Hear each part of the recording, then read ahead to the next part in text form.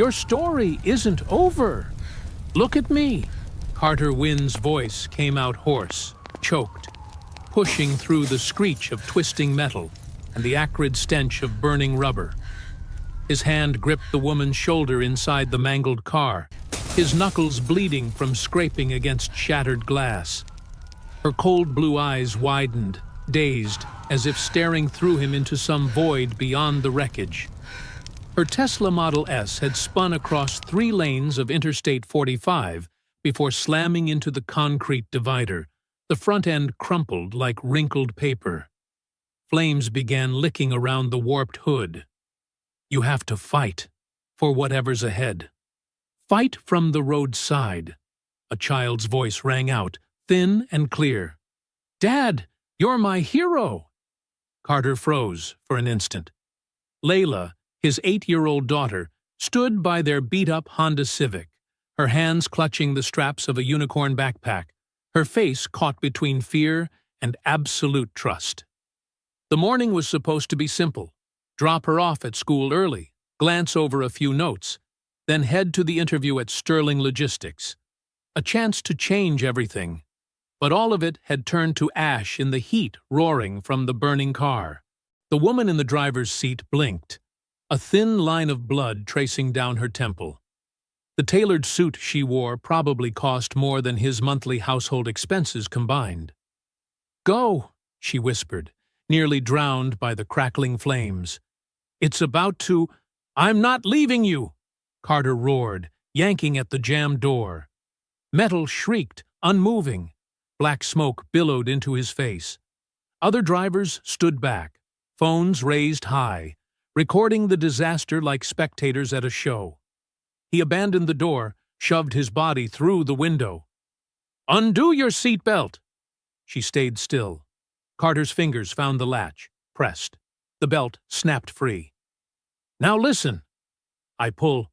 You push with your legs. Got it? At last her eyes focused. A faint nod. Count to 3. 1, 2, 3. He wrapped his arms tight around her body, heaved with all his strength. Glass tore at his skin, searing pain, but he didn't stop.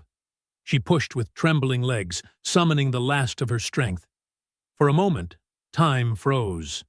Then metal screamed and gave way. She burst free of the seat. Carter staggered back, dragging her, both of them collapsing onto the pavement just as flames surged into the cabin, engulfing the car in a violent explosion. He pulled her farther away, propping her against the curb. Sirens wailed faintly in the distance. His breath came ragged. Are you hurt anywhere else? She stared at the inferno, her hand drifting to the gash at her temple, whispering, You saved me.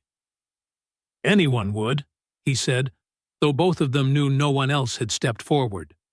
Paramedics rushed in, wrapping her in a silver blanket, voices calm and professional. Carter rose, brushing off ash and grime from his interview shirt, now torn and scorched. Blood seeped through the fabric of his left arm. He glanced at his watch. 8:47. The interview was at 9. That chance had gone up in smoke.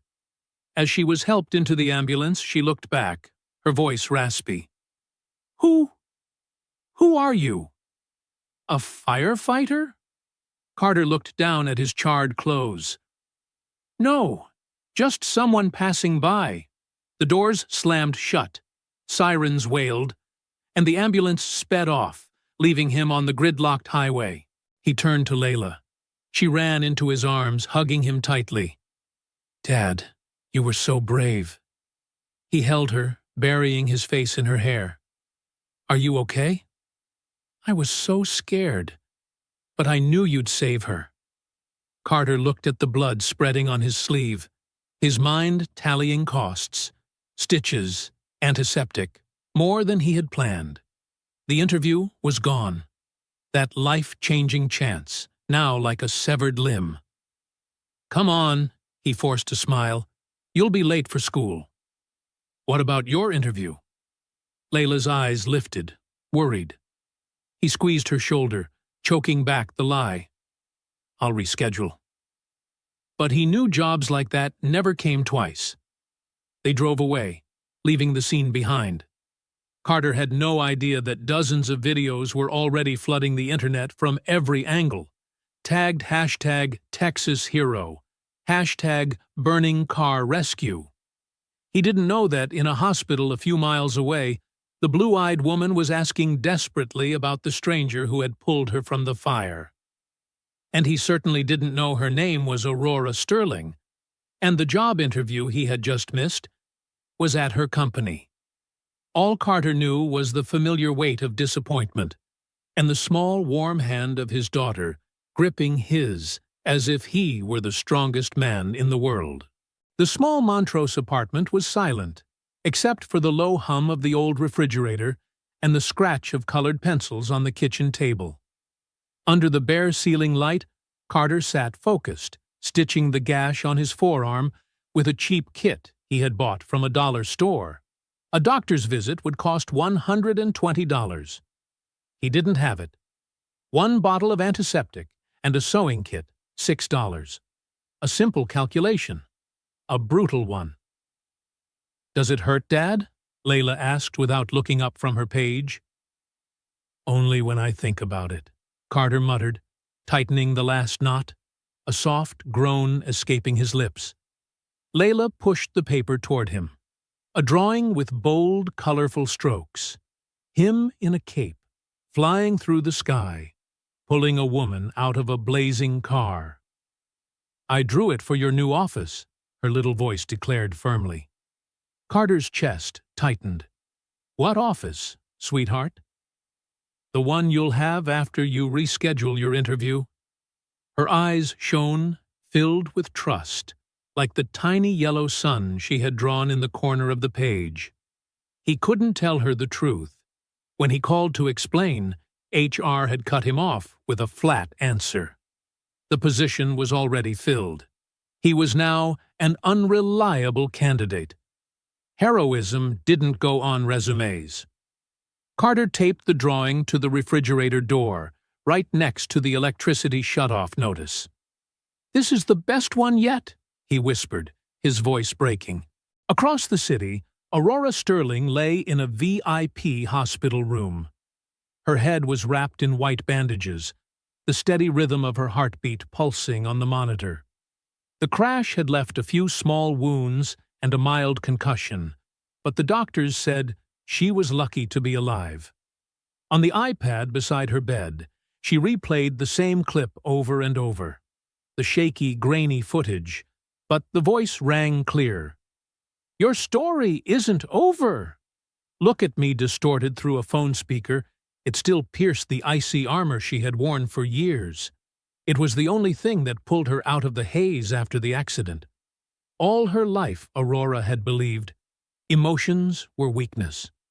No feeling, only calculation. No hope, only execution. But the stranger with the soot-streaked face and fierce eyes had forced her to fight. The door opened. Benji Klein, her perpetually fidgety young assistant, entered with a stack of papers in hand. "Any news?" Aurora asked, eyes fixed on the screen. Benji shook his head. "We ran facial recognition across every database. Nothing. Police came up empty too. It's like he's a ghost. A ghost who saved me, Benji." Her voice was faint, but sharp as a blade. "Find him." The phone buzzed. A conference call. Aurora accepted, her face instantly hardening into a steel mask. "Parrish, report."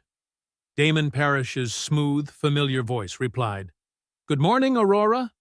Diagnostics are in. The Titan arm only had a minor software glitch. Engineering is patching it. Next week's demo will be fine." Aurora frowned, the wound at her temple throbbing. "A minor glitch that dropped a 200-pound container, Damon? That's not a glitch. That's a lawsuit waiting to explode. Just an anomaly. The system is running at 99% efficiency. We should focus on the 99." Aurora's voice dropped, cold as ice. "That last 1% is enough to bankrupt the company. Fix it. Really fix it, not patch it. And pray. She ended the call and turned her chair toward the window. Houston gleamed under the sun, the glass and steel kingdom she had built with her own hands, and yet she felt exactly like the woman trapped in the burning car, stuck, waiting for a way out. Carter's words echoed again. Fight for whatever lies ahead. She was fighting. But for the first time, Aurora wasn't sure she was winning. 3 years earlier. In the lab, Elliot Sterling bent over the ether drive engine, his eyes alight like a child touching a miracle for the first time. Aurora stood beside him, smiling at her husband. See this? Just adjust the vibration frequency here, and efficiency goes up 40%. Aurora laughed, resting a hand on his shoulder. You always throw out the craziest numbers. Crazy? Elliot looked up, feigning hurt. This will be the machine that changes the world, Aurora. No pollution. Absolute efficiency. We'll rewrite the future. It was the last time she ever saw him alive. 2 weeks later, the test flight carrying the ether drive crashed catastrophically. The report called it mechanical failure. But Aurora knew the truth. Victor Ashford, Elliot's business partner, had sabotaged it to steal the design. He succeeded. Ashford Dynamics built an empire on her husband's grave. Aurora returned to the present, eyes sweeping the city below. For 3 years, she had built Sterling Logistics from ashes, wrapping herself in the persona of the Ice Queen of tech. Untouchable, unbreakable, until a nameless man dragged her out of the flames and forced her to face life head-on. For the first time in 3 years, Aurora Sterling felt truly alive. 2 days after the accident. Aurora Sterling lay in her luxurious hospital suite, the stitches on her temple beginning to heal, but her icy blue eyes still carried a shadow of haunting. On the iPad by her bed, she had replayed the rescue video dozens of times. Your story isn't over. The words echoed in her head like a mantra. For 3 years since Elliot's death, Aurora had lived like a machine, calculating, cold, never allowing herself to feel. But in that moment at death's door, a stranger had made her feel alive. And she knew one thing for certain. She had to find him. The door swung open. Benji Klein entered, clutching a tablet, his face alight with excitement. Miss Sterling! We found him. Aurora sat upright. Tell me. Benji cast the image onto the large screen. The shirt he wore had a faint embroidered logo. We magnified the clearest frame. It belongs to a temporary labor company. Janitorial, maintenance, security. On the screen appeared a familiar face, gentle eyes, a faint smile. Facial match, 98%. His name is Carter Wynn, a current shot through Aurora's spine. Where is he now? Benji swallowed, his voice faltering. The issue is, for the past 6 months, Carter Wynn has been contracted to our own company, Sterling Logistics and Robotics. Aurora froze. The man from the fire, the hero in the video, the night shift janitor mopping the halls of her headquarters. A cruel twist of the universe's irony. She drew in a long breath, her eyes sharpening once more. Prepare the helicopter. But the doctors... Aurora cut him off, her voice cold steel. Benji, did I stutter? Benji stiffened. No, ma'am. Right away. That night, Warehouse 3 reverberated with a solitary clamor. The prototype Titan arm undergoing testing. Beneath the harsh industrial lights, the $15 million machine operated with imposing presence. Carter Wynn, pushing his rattling cart, quietly swept the floor. He paused, watching 2 engineers hunched over a laptop, typing furiously as though every answer lived in lines of code. But Carter saw something else. He noticed immediately. The main joint of the sorting arm vibrated faintly, shifting off by mere fractions of a millimeter. Today, it had dropped a container. Tomorrow, it could snap, turning into flying steel. The engineers didn't see it. They hunted for errors in the software. No one thought to simply look at the machine. Carter almost pushed on with his broom. He wasn't an engineer.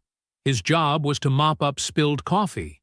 But then the rhythmic clunk, clunk of the loose wheel on his cart matched the abnormal tremor of the arm, and he thought of Layla, and the drawing taped to their fridge. Dad as a hero. He stopped, glanced around. No one noticed. From his cart, he pulled a discarded metal strip and a roll of thin wire. In minutes, Carter had fashioned a makeshift but solid fix. The Titan arm stood steady, the vibration gone. He went back to work, as if he had never paused. Carter had no idea that every move had just been captured on the security cameras, and by the next morning, that very footage would save a CEO's career and bury the reputation of a deceitful chief engineer. Nor did he know that Aurora Sterling, the woman he had pulled from the flames, was aboard a helicopter flying straight toward his life.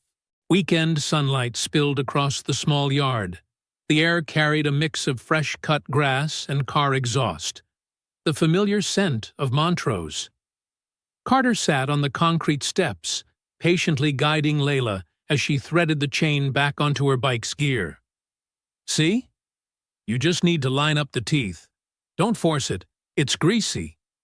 Layla wrinkled her nose, wiping her hands on her jeans. Everything worth fixing is a little dirty, Carter said, giving the pedal one last turn. The chain caught, spinning smoothly. There, good as new. Layla's bright grin was enough to make the broken world around Carter feel whole again. It was a rare, peaceful morning. No extra shifts, no leaking faucets. Just him and his daughter. Then the sound came. A deep thump-thump, faint at first, then closer. Carter thought it was a news helicopter, but the rotor beats grew heavier, pressing into his chest. Children stopped playing. Adults stepped out onto porches, looking skyward. The blades drowned out every other sound.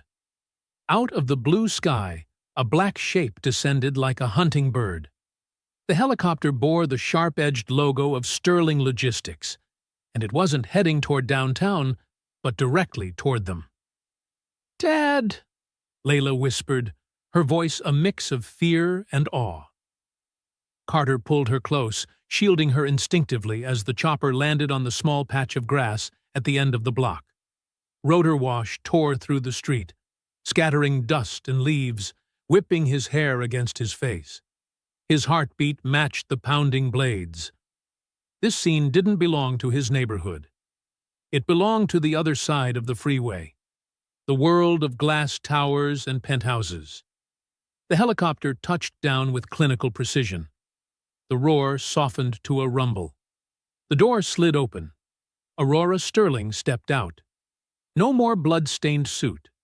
She wore dark tailored trousers, a silk blouse, her hair tied neatly back. A small bandage covered the wound at her temple. She appeared strong, untouchable, as though sculpted from a material different from everyone else on this street. Her cold blue eyes swept the crowd before locking on Carter. She strode forward, heels sinking lightly into the grass. The crowd parted instinctively. Aurora stopped at the steps. "Carter win?" Her voice was just as he remembered. Sharp, commanding. Carter nodded, his throat dry. Layla peeked from behind his leg. "That's the lady from the burning car," she whispered loudly enough for all to hear. Aurora's gaze softened for a fleeting second at Layla, then returned to Carter. "I'm Aurora Sterling." "You saved me." She extended her hand, holding a thick, cream-colored envelope. "I believe this belongs to you. A token of my gratitude, enough to ensure you and your daughter never have to worry again." The whole block fell silent. Carter looked at the envelope, then at her. In her eyes was the absolute certainty of someone who believed every problem could be solved with money. He thought of the missed interview, the stack of bills, the drawing on the fridge, and his daughter's proud eyes. He shook his head, slight but unmistakable. "I can't accept it. I didn't do it for money. I did it because it was right. Your safety, that's reward enough." A murmur rippled through the crowd. Aurora stood frozen, for the first time in her adult life, stunned into silence. No one turned down money like that. No one. Her phone buzzed urgently, insistent. She ignored it. "Mr. Wynne," she began, trying to reclaim her composure. "I don't think you understand." The phone vibrated harder. Aurora pulled it out. On the screen, Damon Parrish's name, with a text in all caps. "Clients are here." Demo moved up. "Happening now." Her expression shifted instantly. The grateful, shaken woman vanished, replaced by the razor-sharp CEO. The crisis she had tried to push aside crashed back into her reality. "I have to go," she said quickly, her voice clipped. "All business." Aurora paused, looking at Carter. For a brief instant, something close to desperation flickered in her eyes. "Mr. Wynne, I'll be back. We're not finished." She turned, walking toward the helicopter. The door slid shut. The rotors roared again, lifting the sleek black machine into the air, banking toward downtown, leaving Carter, Layla, and the entire street in dust and heavy silence. The thick envelope still lay in Aurora Sterling's hand. Mrs. Rodriguez gasped. "Who on earth was that?" "Sterling Logistics CEO," Mr. Thompson replied, astonished. "I've seen her on the news." "How much money was she about to give Carter?" someone asked. Layla tugged at her father's sleeve. "Why didn't we take it?" "I could have gotten a new bike." Carter knelt to meet her eyes. "Remember what I told you? Do the right thing. Because it's right." Not because of the reward. Layla was quiet for a moment, then nodded. He hugged her tightly. But as the two of them walked back inside, Carter couldn't stop the thought from gnawing at him. Had he just made the biggest mistake of his life? And somewhere high above Houston, Aurora Sterling wondered the very same thing. The flight back to the city was a blur of noise and vibration that Aurora hardly noticed. Beneath her, Houston stretched wide, but her mind was trapped on a quiet working-class street, echoing the most absurd conversation of her life. He had said no. No one had ever said no to Aurora Sterling. And more importantly, no one had ever turned down $2 million. Statistically impossible. Aurora had built her life on a single principle. Everyone and everything had a price, if you found the right number. But Carter Wynne had no number. He was an anomaly, infuriating, yet irresistibly intriguing. The helicopter landed on the roof of Sterling Logistics headquarters, the light jolt snapping her back to reality. Benji was waiting, holding the door. "They're in Warehouse 3, he reported, hurrying to match her stride. "Mr. Parrish has already started the introduction, trying to buy time." "Not buy time," Aurora corrected, her voice steel as they stepped into the private elevator. "Sweat bullets." The doors opened, leading into the cavernous warehouse. At the center, the Titan prototype stood under harsh industrial lights, surrounded by a group of clients and a tense Sterling team. Aurora recognized the lead client immediately. Garrick, a notorious negotiator, his face like a clenched fist, flanked by two analysts. Beside them, Damon Parrish wore a strained smile that relaxed visibly when Aurora appeared. "Aurora! Just in time," Damon said loudly, gesturing toward the machine. "We're ready for the final demonstration." Aurora didn't spare him a glance, her eyes fixed on Garrick. "Thank you for your patience, Mr. Garrick." "We made last-minute adjustments to ensure peak performance." Garrick's reply was heavy, measured. "I hope so, Ms. Sterling. My company doesn't invest in potential. We invest in results. Show me." The tension was taut as wire. 2 years of research, $100 million invested, all condensed into this moment. "Run the sequence, Damon." Damon tapped a command. A deadly silence fell. A bead of sweat traced his temple. Then a low hum swelled. Titan powered up. A container slid onto the conveyor, red lasers scanning. The main sorting arm, the critical weak point, swung down, gripped the container, and set it on the pallet with pinpoint accuracy. Once. Then again. And again. Perfect. A collective sigh of relief swept the room. Damon's smile suddenly seemed real. "As you can see," he said, regaining confidence, 100% efficiency. My team worked through the night." "What's that?" Garrick interrupted, stepping closer. His finger pointed to the main joint. Every gaze followed. A small piece of scrap metal, clamped tight with industrial wire. Crude, practical, but undeniably effective. The one part of the multi-million-dollar machine that wasn't polished like factory output. Damon didn't miss a beat. "Ah, good question," he said smoothly. "That's a proprietary reinforcement, an urgent innovation by my team to improve stability. Proof of our creative thinking. Aurora studied it. Simple, elegant. Clearly not the work of engineers chained to code. A flash in her mind. Carter Wynn. Greasy hands bent over his daughter's bicycle chain. The man who turned down money because doing right was enough. An irregularity. And Aurora's instincts screamed. Damon was lying. "Benji," she ordered, "pull the security feed for this area. Grid 7, last 12 hours. Damon stiffened. "Aurora, that's unnecessary. Now, Benji." Benji fumbled with the tablet. Footage appeared on the big screen. Fast forward. Engineers arguing, leaving around 3 a.m. empty warehouse. Then a lone figure entered. Gray uniform, mop cart. Carter Wynn. On the screen, Carter paused before Titan. He didn't clean. He listened, laid a hand on the joint as if feeling its faulty rhythm. He glanced around, pulled a scrap piece from his cart, and a roll of wire.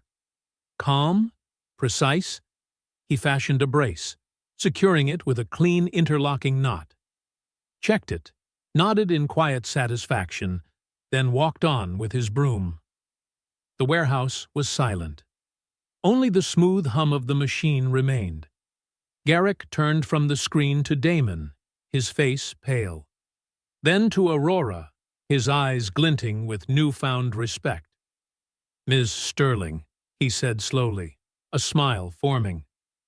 "Seems your company has more talent than it shows. Let's talk numbers." Aurora said nothing, her gaze frozen on Damon. Cold enough to burn. She didn't need to shout. She only said, "Get out!" 2 words, light as air, detonated like gunfire. Damon flushed red. "Aurora, listen, it was pressure. Your team didn't do that." Aurora pointed at the screen, paused on Carter's image. "He did. The man you and your Ivy League engineers dismissed. The one you'd have let take the fall if Titan failed." Her voice was blades, every word cutting. "You didn't just lie to the clients. You lied to me." She turned away. Final. "Security will escort you out. Your access is revoked." Damon's mouth opened, but no words came. His career ended in silence. Aurora faced Garrick.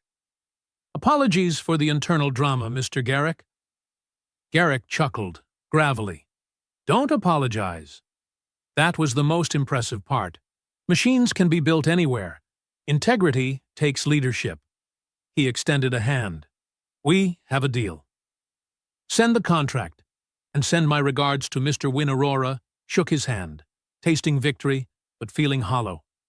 The contract secured, the traitor exposed. But the ghost from the fire now had a name, a face, and he loomed over her empire.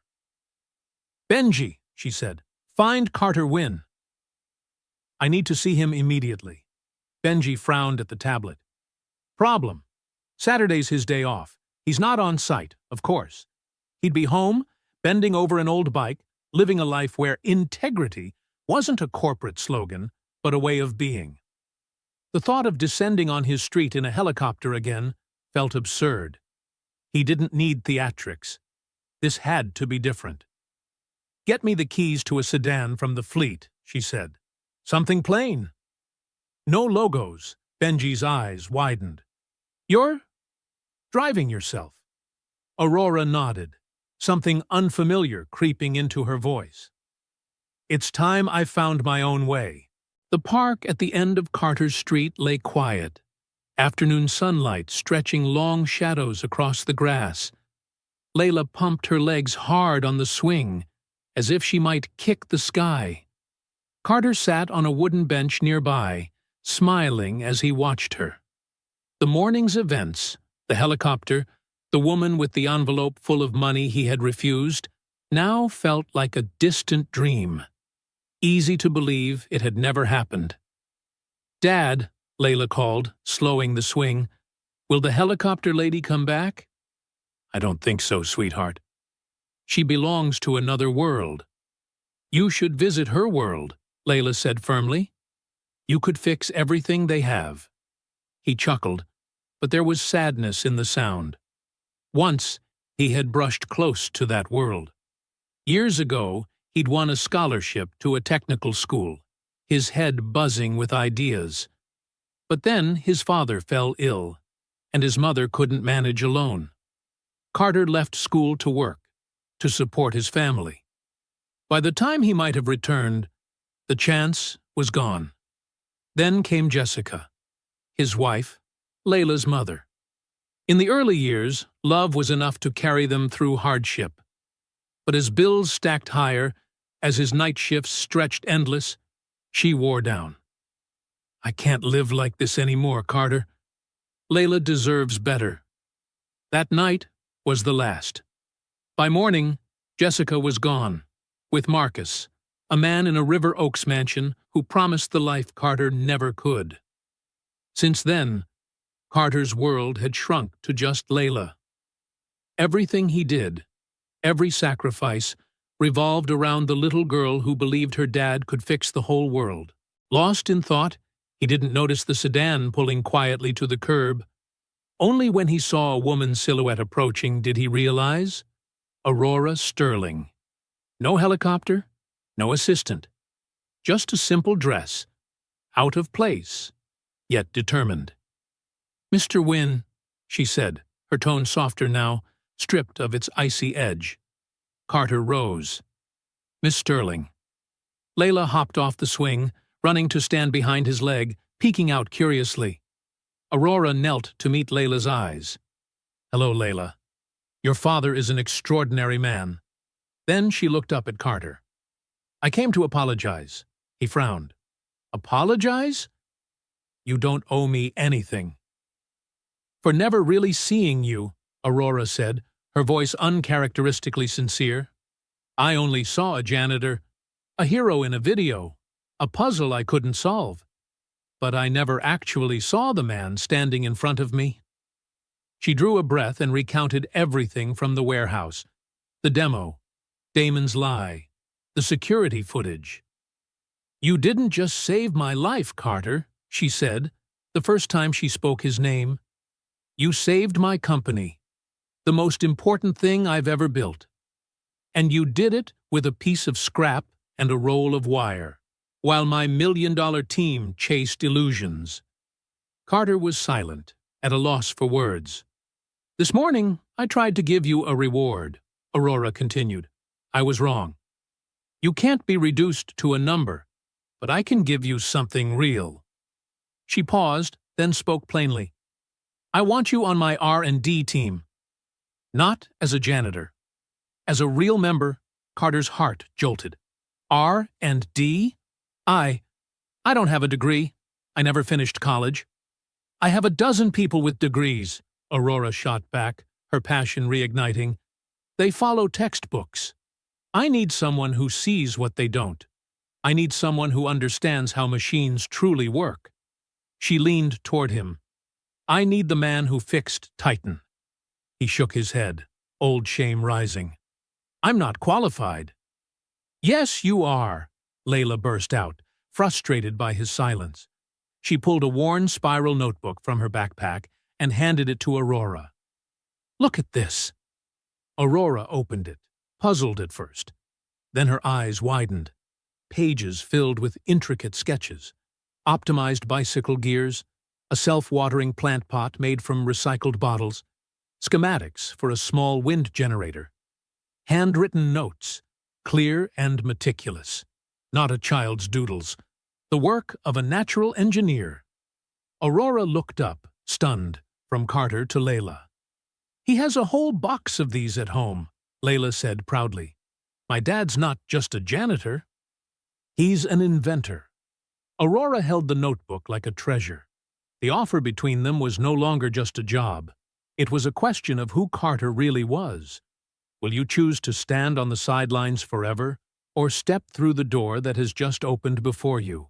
He stood frozen, caught between the blazing belief in his daughter's eyes and the staggering reality of Aurora holding his life's secret. The notebook carried years of stifled ideas, nights scribbled alone after back-breaking shifts. Now exposed to light, it felt like his very soul was being read aloud. I don't know what to say," he whispered at last. Aurora closed the notebook, returning it with reverence. Her gaze was calm but resolute. "You don't need to say anything. Your work already spoke for you." She straightened, concise. R&D Department, 45th floor. Monday, 9 a.m. My assistant will send the details. By the end of today, an advance will be in your account so you can prepare. Carter glanced at his calloused hands, his worn jeans. "Men like me. We don't work on the 45th floor, Ms. Sterling." Aurora gave a faint, genuine smile. "The first. Now you do. And call me Aurora." Driving back toward downtown, she felt a door inside her chest swing open. A feeling she hadn't known in 3 years. In the rearview mirror, Carter and Layla still stood in the afternoon sun, the notebook between them like a bridge to the future. For the first time since Elliot's death, Aurora Sterling wasn't merely existing. She was alive. Monday morning felt like a dream. Carter stood before the gleaming glass tower of Sterling Logistics, the building he had entered hundreds of times before through the service door in the back. Today, he walked through the front. A new shirt, stiff and unfamiliar. In his hand, a leather briefcase instead of a mop bucket. Each number lighting up on the elevator panel felt like another step into thinner air. The doors opened on the 45th floor. Before him spread a world of controlled chaos. Whiteboards dense with equations, 3D printers buzzing inside glass enclosures, clusters of young engineers with bright eyes huddled around laptops, speaking in a language of code and algorithms he barely understood. Carter felt like an imposter, a janitor in borrowed clothes. Some of the engineers looked up, their eyes flickering between curiosity and recognition. The man from the security footage. Before Carter could retreat, Aurora stepped out from a glass conference room. "Carter, welcome," she said warmly, but with her usual professionalism. She turned to the whole lab. "Everyone, attention! This is Carter Wynn, our new innovation specialist." A ripple of whispers swept the room. Innovation specialist? A vague title, but heavy with weight. Anyone who's worked on Titan knows. Our team suffers from a critical gap in hands-on perspective, Aurora continued, casting a pointed glance toward the Titan group. Carter sees the machine itself, not just the code behind it. I expect full cooperation and resource sharing. A clever framing. Not an outsider to be stared at, but an asset. She had just wrapped him in armor of legitimacy. She led him to a desk by a wide window overlooking the city. "This is yours. The formal offer letter's on the system. You can read it later. But first—" Together they walked to the center of the lab, where a small delivery drone sat open on a workbench. "Swiftwing," Aurora introduced. "Urban delivery drone. Fast, agile, but with a fatal flaw. After 20 minutes of flight, it overheats, thermal sensors scramble, navigation destabilizes. We've tried a dozen software patches, redesigned the ventilation twice. No luck." She handed him a tablet filled with thermal images and schematics. "The engineers suspect a processing bottleneck." "Take a look. What do you see?" Carter stared at the tablet, his heart sinking. Numbers and graphs spoke a foreign language. Around him, technical jargon flew: computational fluid dynamics, thermal efficiency. The old wave of insecurity surged. He was a fraud, a man who didn't belong here. He set the tablet down and bent over the drone itself. Circling the bench, his eyes traced the mechanical layout. His hands skimmed the carbon fiber shell. He peered into the tight bundle of wires. He ignored the data. He looked at the machine, and he saw it. A bundle of wires tied neatly with a zip tie right beside the main motor. By the manual, perfectly correct. But in his mind, he could see the heat radiating off the motor, trapped in the bundled wires, feeding straight into the thermal sensor less than a centimeter away. "The problem isn't the processor," he said softly, cutting through the debate. Every head turned toward him. "The heat isn't coming from the chip. It's from the motor. This wire bundle is acting like a heat channel, funneling it into the sensor. You're not measuring chip temperature. You're measuring engine temperature." He straightened. "Just reroute the wiring. Let it breathe. The problem disappears." Silence. The lead engineer stared at the drone, then at Carter, lips parted. So simple. They'd missed it while chasing a sophisticated software solution. The corner of Aurora's mouth curved into a slow, satisfied smile. That afternoon left Carter with a kind of exhaustion he hadn't felt in years. Not the ache of back-to-back shifts, but the good fatigue of a mind put to its true use. "How's your new office, Dad?" Layla asked, sitting on the living room floor with her homework. Carter thought of the tiny apartment around him, then the view from the 45th floor. "Good," he answered, and for the first time, the word felt true. Really good. Night fell. After Layla drifted to sleep, Carter sat at the kitchen table, pushing aside the pile of overdue bills, opening a brand-new notebook he'd bought on the way home. On the first blank page, under the steady hum of the old fridge, Carter Wynne, the inventor, began to draw. The weeks that followed were a quiet revolution. Swiftwing, once its wiring was rerouted as Carter suggested, flew steady. The overheating vanished. The stunned silence in the lab gave way to cautious respect. Then, genuine curiosity. They discovered Carter had even named the phenomenon he diagnosed thermal channeling, a term not found in textbooks, coined by him. Carter began attending project meetings, at first sitting quietly at the back. When debates about the automated elevator stalled between hydraulics and magnetic levitation, he quietly sketched in his notebook, slid it across.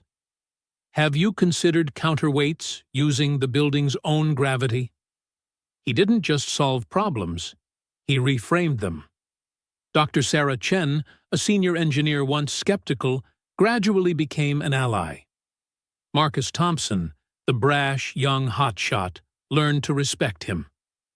Aurora watched from afar. Each time a design was finalized, the engineers paused a beat, glancing toward Carter's desk, waiting for his nod or the faint crease of his brow. He never boasted, never said, "I told you so." He simply shared his findings with a quiet humility more persuasive than any show of ego. Between Carter and Aurora, the way they addressed each other shifted too. No longer CEO and janitor, no longer benefactor and project. They were colleagues. Carter brought his notebook into Aurora's office. The two could sit for hours, not as boss and employee, but as fellow inventors. She spoke of market expansion and patent law. He spoke of gear ratios and stress tolerances. She taught him the language of her world. He reminded her that bolts and pins held the whole thing together. For the first time in 3 years, Aurora Sterling felt she wasn't just building a company. She was building something that looked a little like a family. 6 weeks had passed since Carter's first day at Sterling Logistics, and a new rhythm had formed. On Friday nights, either Aurora stopped by the small Montrose apartment, or Carter and Layla went up to her penthouse. Those dinners had become the anchor of their weeks. Tonight was at Aurora's penthouse. The vast apartment, once cold and sterile, now felt warmer. Layla's crayon drawings taped across the stainless steel fridge, toys scattered across the marble coffee table, children's laughter filling the empty spaces. "How's the ORBIT nav system coming along?" Aurora asked, handing Carter a slice of pizza. She'd grown used to calling Joey's Pizza instead of her private chef. "Better than I dared hope," Carter replied, his eyes lighting up as he spoke about the project. "The gyroscope cluster in the lab is running perfectly. We could be field testing next month." Layla looked up from her math homework. "Dad's making GPS without satellites." "A simplified version, yes," Carter laughed. "But basically right." Aurora watched them, a strange warmth spreading through her chest. Only now did she realize. This was what family felt like. "Aurora," Layla called her by name now, no longer Miss Sterling. "Next week, can I come see the lab?" "Of course, kiddo." Next week, Carter glanced at Aurora. Something unspoken passed between them. The boundary between the 45th floor and the Montrose stoop was gone. In their private work sessions, something shifted. Subtle, but profound. Aurora found herself looking forward to meetings with Carter in a way she had never anticipated any meeting. In her office, they spread blueprints across the glass table. She spoke of market strategy and patent potential. He pointed out why one configuration wouldn't survive in the real world, then sketched an alternative with a confident, precise stroke of his pencil. "Jessica once told me I lived in the clouds," he said one afternoon, gesturing to a complex drone assembly. It was the first time he'd mentioned his ex-wife. A faint pang hit Aurora's chest. Not jealousy, but a curious instinct to protect. "She was wrong," Aurora replied simply. "You live in the real world. The rest of us are just trying to catch up." Carter looked at her, something fragile glimmering in his eyes. "Do you ever feel stuck between two worlds? Like you don't really belong in either?" Aurora thought of Elliot, of building Sterling Logistics from grief and sheer will, of the Ice Queen mask she'd worn to survive.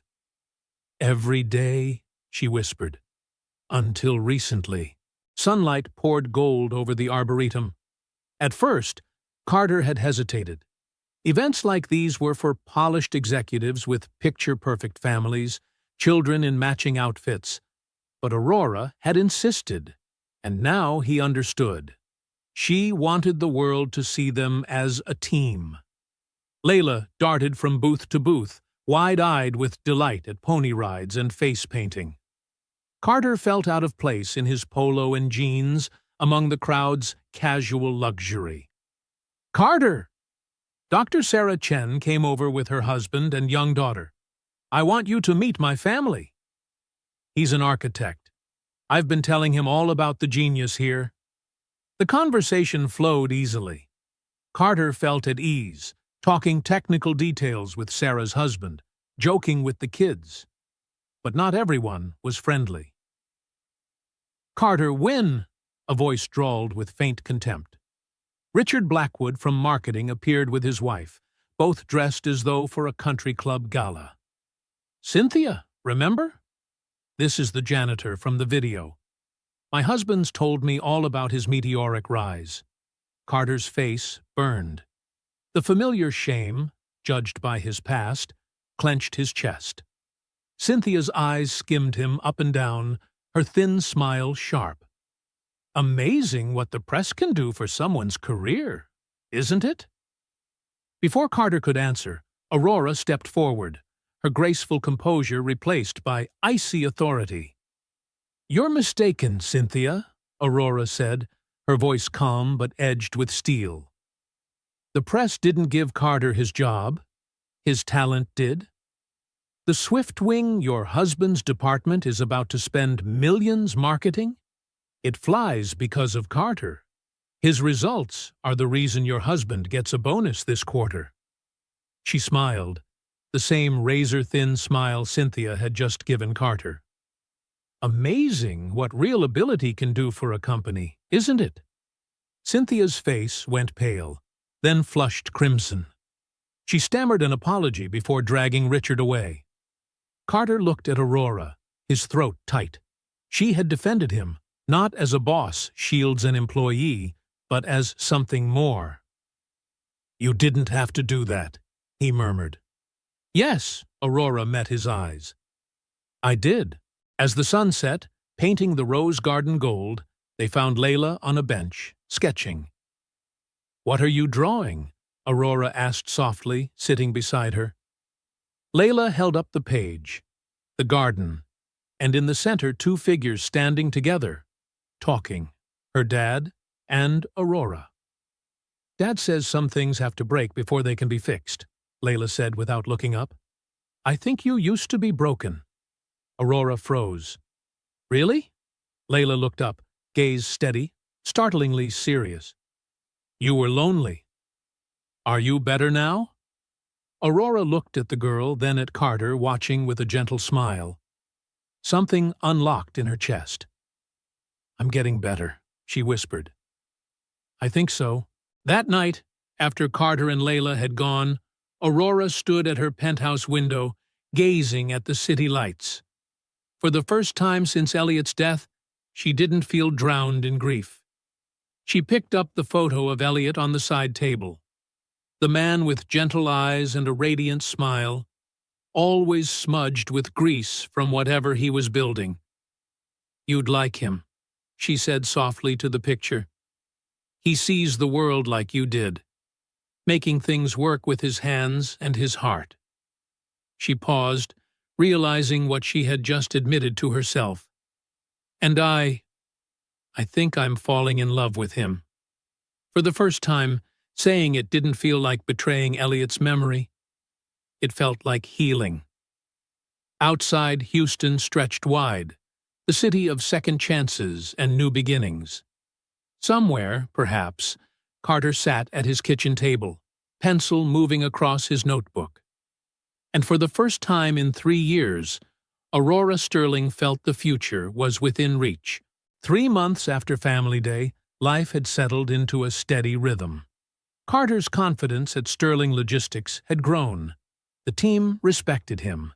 And Aurora was more than just a boss.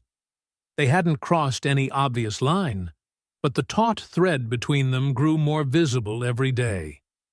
That peace was real, hard-earned, which was why no one noticed the storm gathering on the horizon. It began with an anonymous email landing in Aurora's private inbox on Monday morning. The subject line carried a single word: ether. Aurora froze, coffee cup halfway to her lips. Only one man alive knew that name. The code name for Elliot's final project, the design stolen to build Ashford Dynamics. The body of the email contained only a link to an article praising Sterling Logistics' recent successes, spotlighting rising star innovator Carter Wynn. A chill ran down her spine. Aurora deleted the email instantly, her hand trembling slightly. She told herself it was coincidence, just a ghost from the past. But Victor Ashford didn't believe in coincidence. A week later, the R&D servers were breached. Nothing stolen, no data copied.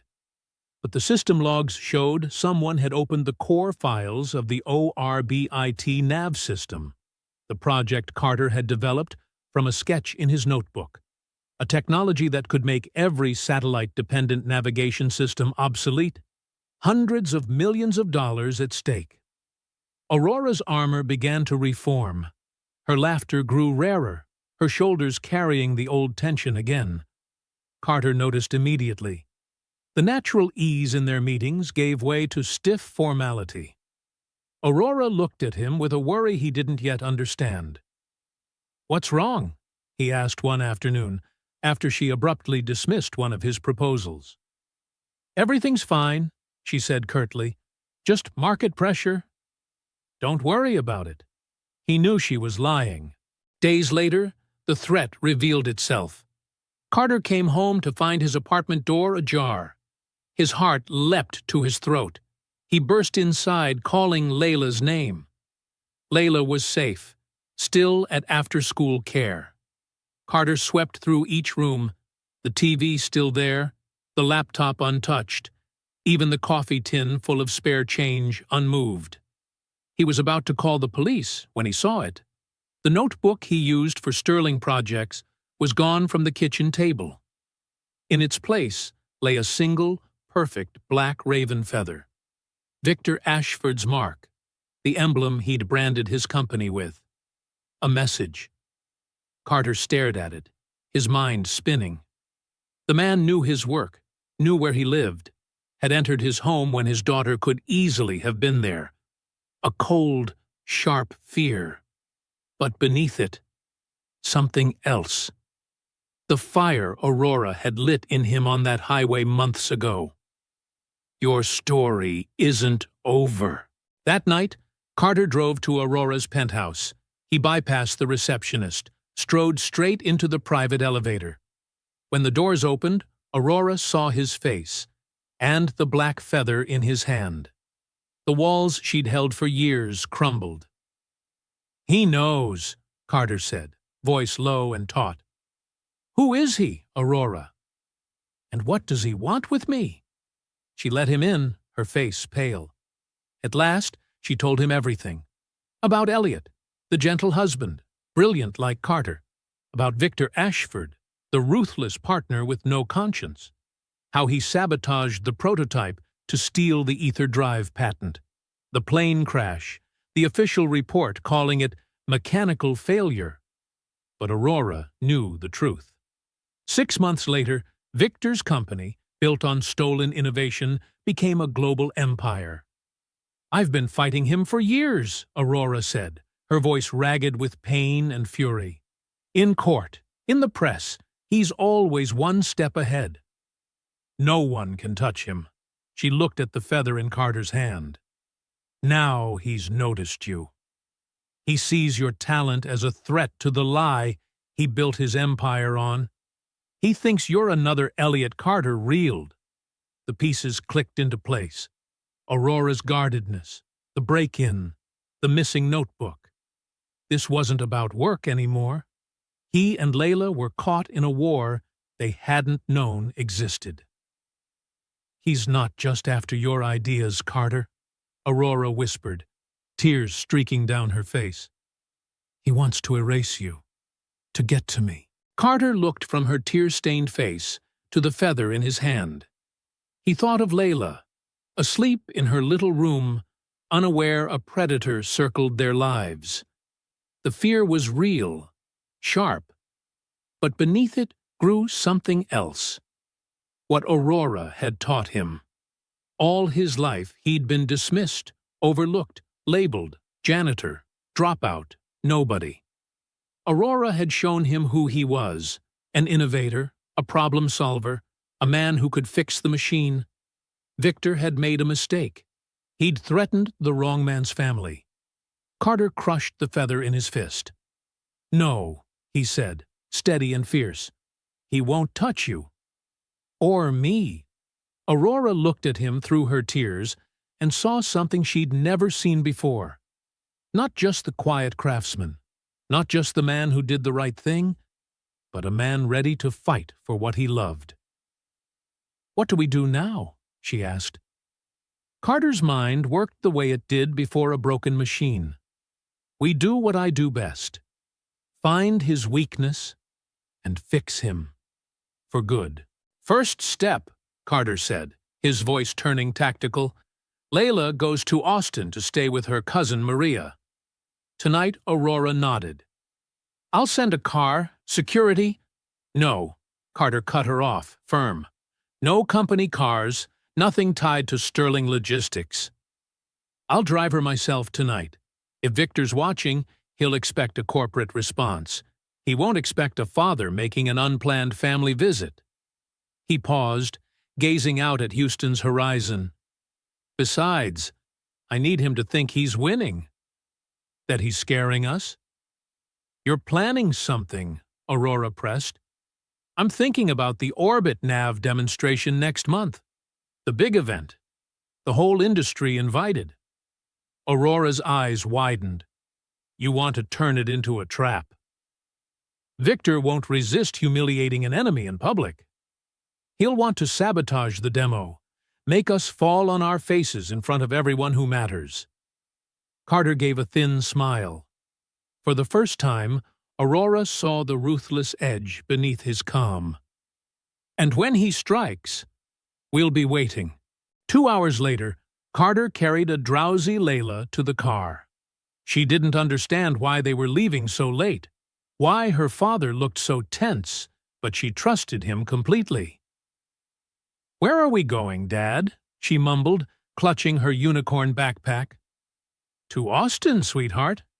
Visiting Cousin Maria for a few days," Carter smiled, hiding his fear. "A little vacation. What about Aurora? Isn't she coming?" Carter's throat tightened. "No, honey. Aurora has work, but we'll see her soon." The car slipped quietly out of Houston onto I-35. In the rearview mirror, Carter caught a glimpse of a black sedan following at a careful distance. Victor's men. Watching. Good. Let them see him taking his daughter to safety. Let them believe he was running. They had no idea he was preparing for a fight. At her penthouse, Aurora stood at the window, staring down at the ocean of city lights. For months, she'd felt she was building something beautiful. A thriving company. Carter finding his place.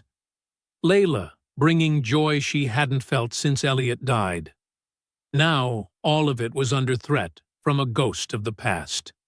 She lifted the phone, dialing a number she hadn't used in 2 years. "Jenkins Security. This is Aurora Sterling. I need to discuss a full protection package. It's urgent." As she spoke through the details, she felt the old ice settle back over her shoulders. The Ice Queen returned, but this time she wasn't protecting only herself. She was protecting the family she had just found. And Victor Ashford had no idea what kind of enemy he had just provoked. 3 weeks had passed since Layla was taken to Austin. 3 weeks of meticulous preparation, calculated misdirection, and a tightening wire of tension. Carter and Aurora worked without rest, finishing the real orbit nav system while building a trap for Victor Ashford.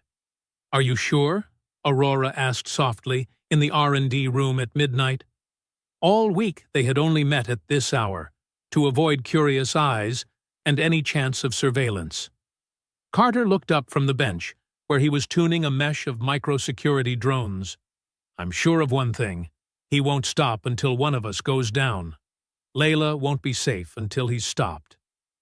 Aurora's PR team had launched a full-court campaign for the Orbit Nav debut. They booked the main hall at the George R. Brown Convention Center, sent invitations to every major name in the industry, and hand-delivered one to Victor Ashford. The media buzzed, "Sterling Logistics promises a navigation revolution." The post-GPS era?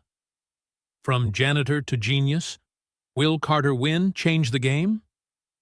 The headlines made Carter uncomfortable, but he understood. Victor's ego wouldn't resist a target that public. At Ashford Dynamics' Dallas office, Victor opened the invitation. A tall man, silver hair, expensive suit. A kingdom built on lies and stolen invention. Seeing the name Carter Wynn, the corner of his mouth ticked up. So Aurora Sterling thinks she's landed another prodigy, he muttered, glancing at his aide. Another Elliot. The name Elliot Sterling made Victor's jaw twitch. The brilliant young engineer who had threatened to expose his patent theft. The accident had been necessary, but for 3 years it still haunted him. Now Aurora had a replacement, someone who could render Victor's drone fleet obsolete. Someone who had to be eliminated before it was too late. "Book me a ticket to Houston," Victor ordered. "I won't miss this." The night before the showcase, Carter stood in the empty Grand Hall, running a final check on the defense grid. 12 upgraded Swift wings hung silently from the rafters, nearly invisible in the dark, each fitted with a high-resolution camera and an encrypted link to the backstage control station. Aurora entered with a tablet showing the floor plan and security routes. "Jenkins Security has the perimeter sealed," she said. Plainclothes staff across the audience. "But if Victor is as clever as we think, he'll slip past standard security." "That's why we have these." Carter nodded toward the hidden drones. "He'll be counting on magnetometers, guards, standard protocols. He won't expect a technical answer."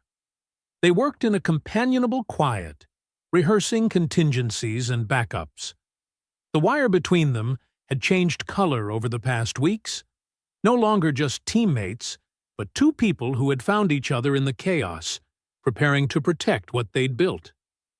"Carter," Aurora said softly, eyes still on the screen. "If anything goes wrong tomorrow—" "It won't," he cut in. "If it does," she looked up, meeting his gaze.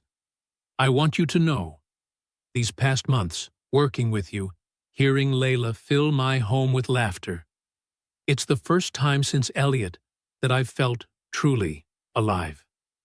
Carter stepped closer, close enough to see the tiny flecks of gold in her ice-blue eyes. "Aurora, I know work is a mess, and everything that's happening—" He set a gentle hand to her cheek. "After tomorrow, when it's done and Layla's safe, we'll figure it out." They stood in the dim hall, the future balanced on a blade's edge, borrowing one another's steadiness. Morning came gray, the sky matching the mood of the convention center. By 10 a.m., the hall was packed with industry leaders, reporters, rivals. Carter spotted Victor at once, the distinguished man in the front row, wearing his confidence like a mask. Aurora took the stage, calm to the point of cold. Carter lingered backstage, heart hammering. Everything they'd done funneled into the next hour. For decades, Aurora's voice carried evenly. Navigation technology has depended on external signals, satellites, beacons, wireless networks, all of them susceptible to interference. Today, that dependence ends. Carter keyed the final arm of the defense grid. On his monitor, 12 camera feeds stabilized, each covering a different sector of the hall.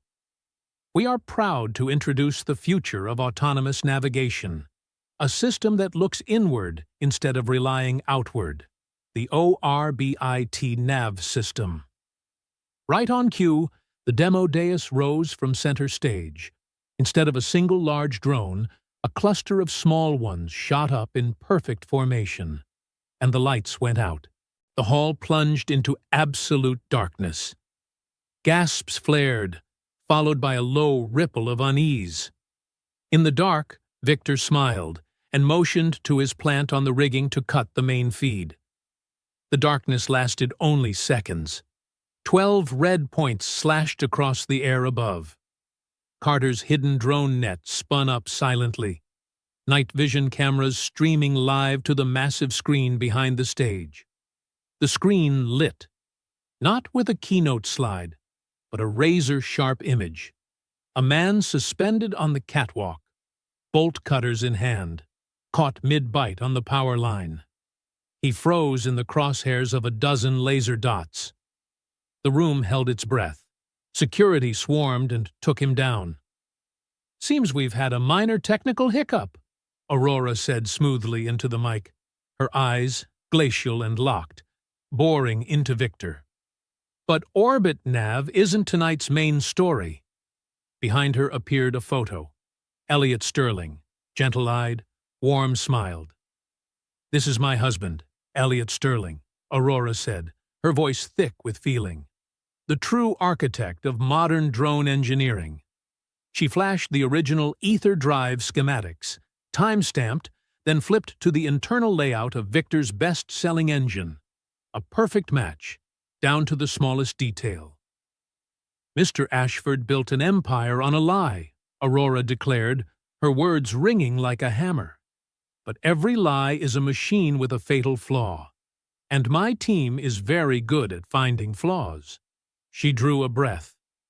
When Mr. Ashford's men stole Carter's notebook a few weeks ago, they thought they were stealing his ideas. In reality, they brought home a Trojan horse.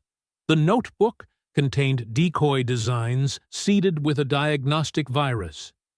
We knew Ashford's team would try to breach our server to verify what they'd stolen. When they did, our virus activated. It didn't steal their data. It searched for a ghost. On the screen, an encrypted file surfaced from deep within Ashford Dynamics' private server. The file name? Ether, created 4 years ago, months before Victor claimed to have invented it.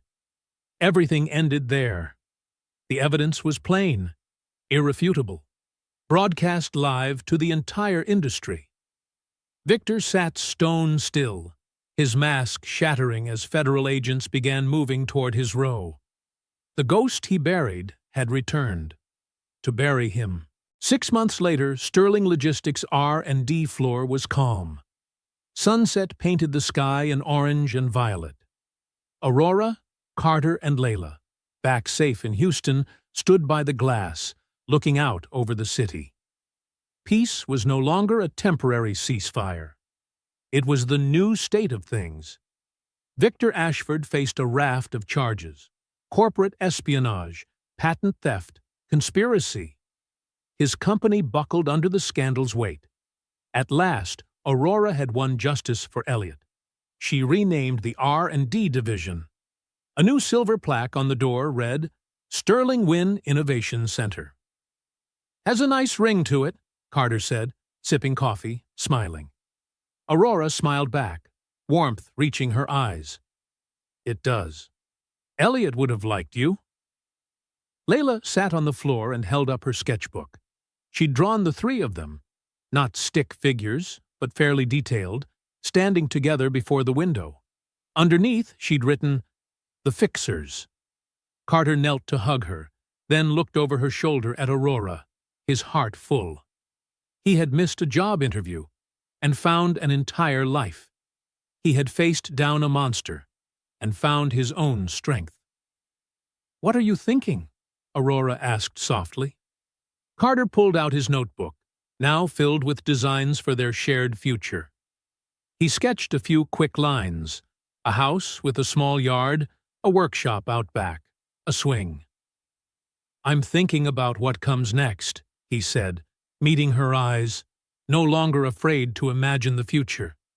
And they stood there together, watching Houston's lights flick on one by one like a newborn galaxy coming to life. And that is the journey from an unknown janitor to the man who changed an empire. Carter Wynne proved that sometimes the strongest weapon isn't money or title, but resolve, honesty, and the love you carry for the people who matter most. What do you think? If it were you, would you have the courage to turn down millions to hold on to your values? Tell us in the comments. If this story moved you, don't forget to like, subscribe to True Tale Time, and ring the bell, because many more stories of grit and faith are waiting ahead. See you in the next video.